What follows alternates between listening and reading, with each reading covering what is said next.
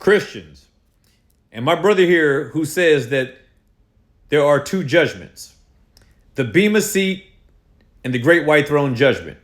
That's two. Now he framed this as questions, so I don't know. I don't want to accuse him of being adamant about that because I don't know if he's asking or if he's dogmatic about that as being a truth.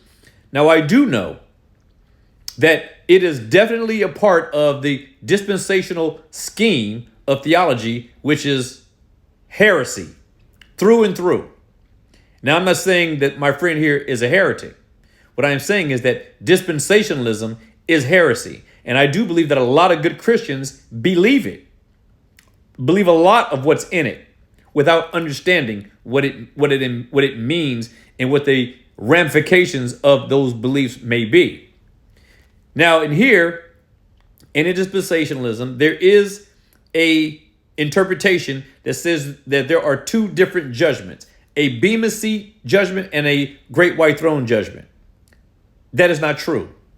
The Bema seat is where the judge sits. The throne, the great white throne judgment, speaks of the purity of the judgment.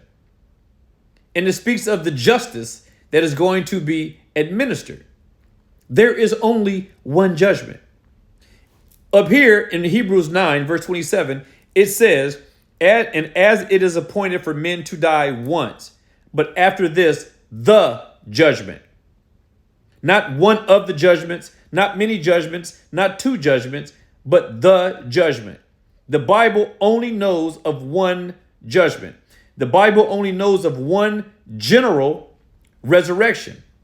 And at that one general resurrection, all men will be judged, whether they have done good or bad. Jesus said on the day of judgment, Jesus tells you what he's going to tell people. First of all, it says that he's going to separate the sheep from the goats. You can't not separate the sheep from the goats if the goats aren't there. If Christians have one judgment and the unbelievers have another, then how can Jesus be separating the sheep from the goats? How can Jesus be separating the wheat from the chaff?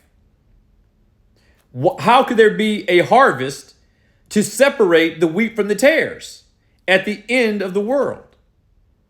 That can only happen if judgment is singular. Judgment takes place once for all mankind, just and the unjust alike. There is no separate judgment. There's only one general judgment. Be provoked and be persuaded.